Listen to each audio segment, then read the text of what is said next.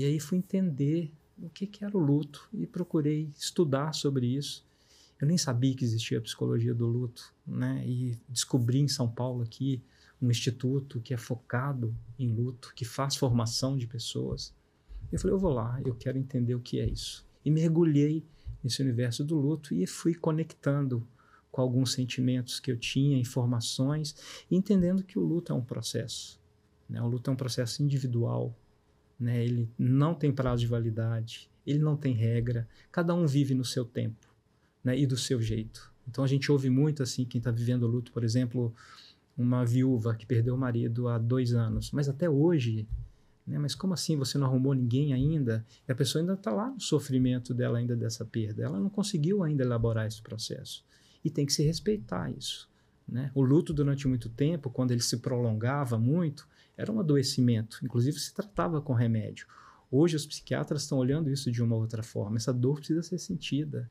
E Acho mais que do que é isso, essencial, né? Isso sim, que você está trazendo, porque assim, quando a gente fala de luto, né, existem muitos tipos de luto, mas a gente está aqui focando especificamente a perda, por exemplo, de um ente querido. sim, Mas enquanto situação, sentimento, né, de luto, acho que seria bacana, né, você trazer, né, para as pessoas que nos ouvem, é, não é agradável, tá longe disso.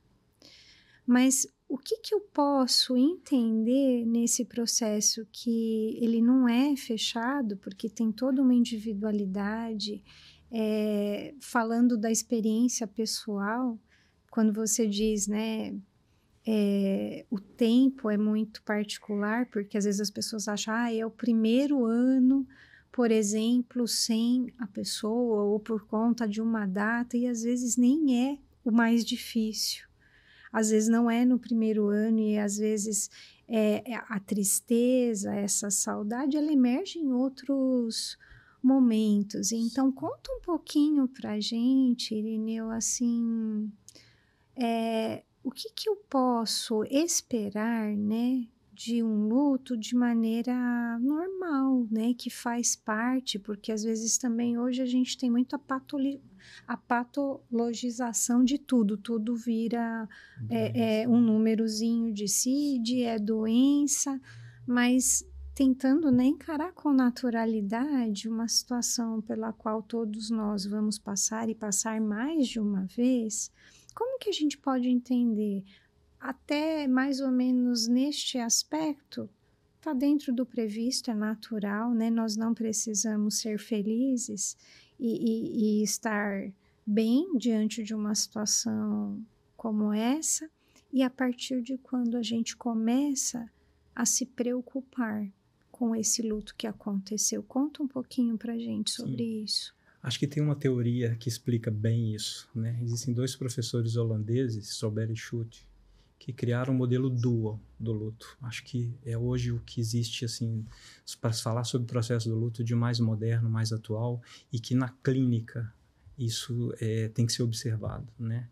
Quando você perde alguém, você tem 2 fatores estressores que você tem que trabalhar, né? Você vai para a perda, né? Eu perdi, por que isso aconteceu comigo, como Deus fez isso comigo, mas não estava na hora, né? Então você está ruminando e trabalhando todo o seu desenvolvimento da elaboração do luto aqui na perda. Tem um outro fator estressor que é a reparação, mas eu preciso me recuperar disso, a minha família continua, né? Eu tenho o meu trabalho, eu tenho os meus projetos. E é muito interessante que assim, esse modelo dual, ele diz que quando um luto é considerado um luto saudável, um luto normal, se é que essa palavra pode caber aqui, né, é quando você oscila entre esses 2 fatores estressores. E por muito tempo as pessoas não entendiam que essa oscilação é normal, né? Então, ora eu estou na perda, ora eu estou na reparação.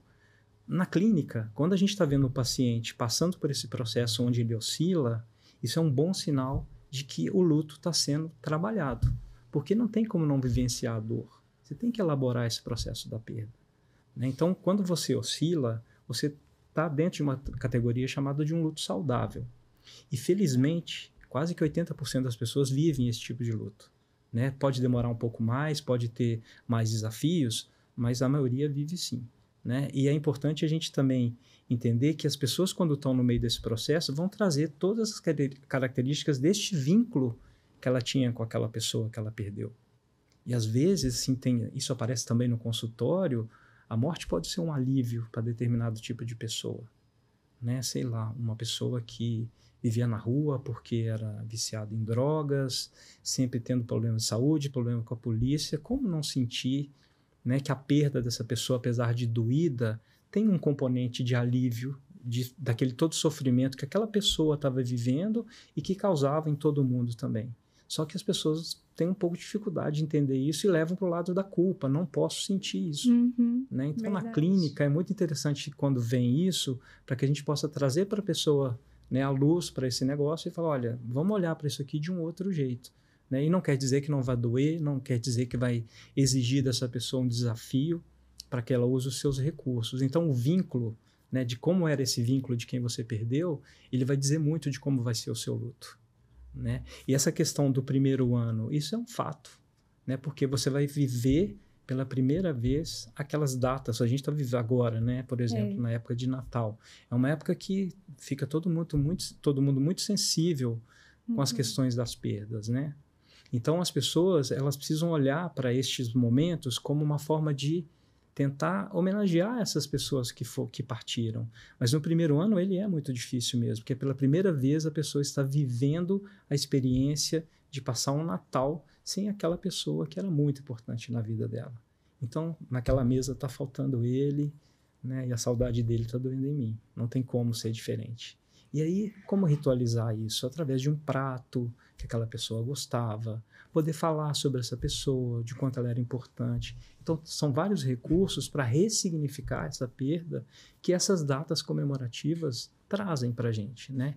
E a gente é muito sensorial, né? Então, o cheiro, a audição, a visão, o tato, tudo traz memória. Tudo é carregado de memória. E no momento que a gente está passando pelo processo do luto, são essas memórias que vão nos ajudar a conectar com o amor que a gente sente por essa pessoa. Porque o amor não morre. Né? O vínculo é contínuo. Né? Tem muitas pessoas que falam assim, eu vi a borboleta e a minha mãe. Né? A borboleta vermelha é minha mãe. E aparece a borboleta vermelha mesmo.